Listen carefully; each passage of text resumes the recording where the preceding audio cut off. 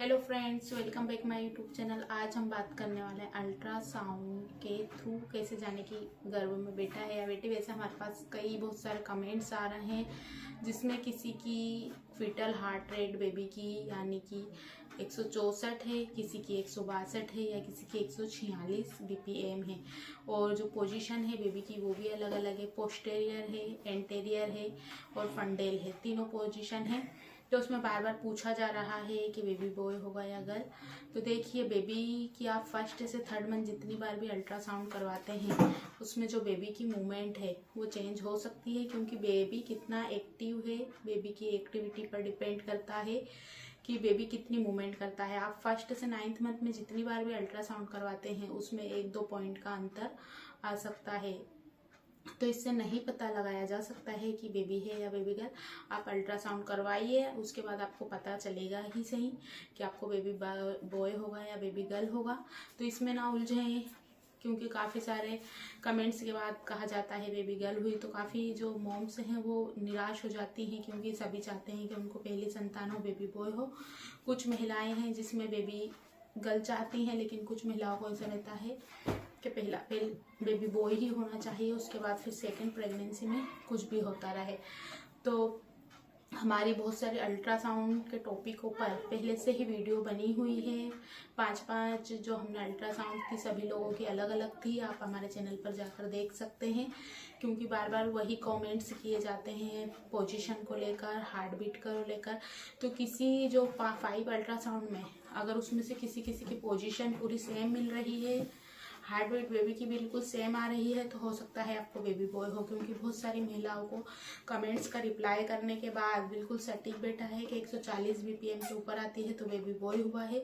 वहीं हमारी एक अल्ट्रासाउंड थी जिसमें बेबी गर्ल की बनी हुई थी, तो उसमें बेबी गर्ल हुई थी जिसमें 140 BPM से लेकर 163 जिसकी हार्ट बीट थी। तो उसमें उनकी जो पोजीशन थी बेबी की दोनों बार चेंज हो गई थी, पोस्टेरियर और एंटेरियर हो गई थी, जिसमें बेबी गर्ल हुई है। लेकिन जितनी भी अल्ट्रासाउंड हैं वहाँ पर बनी हुई हैं वो बेबी बॉय की हैं। तो कहा जाता है 140 से नीचे आएगी तभी बेबी बॉय होगा, लेकिन ज़रूरी नहीं है। 140 से ऊपर आती तब भी आप बेबी बॉय को ही कंसीव कर सकते हैं, लेकिन आप निराश ना हो। अब ये मेरी जो अल्ट्रासाउंड रिपोर्ट है, यानी कि मेरी 2 अल्ट्रासाउंड में करवा चुकी हूँ। एक तो मेरी 4 मंथ की थी और अब मेरी ये जो है 8 मंथ की अल्ट्रासाउंड मैंने करवा ली है। अब मैं इसकी वीडियो आपको जब भी बेबी बॉय या बेबी गर्ल होता है उसके बाद में मैं इसको बताऊंगी कि इसमें क्या पोजीशन आई है बेबी की और बेबी की हार्ट बीट कितनी है। इसके साथ ही ये मेरी 8 मंथ की अल्ट्रासाउंड रिपोर्ट है।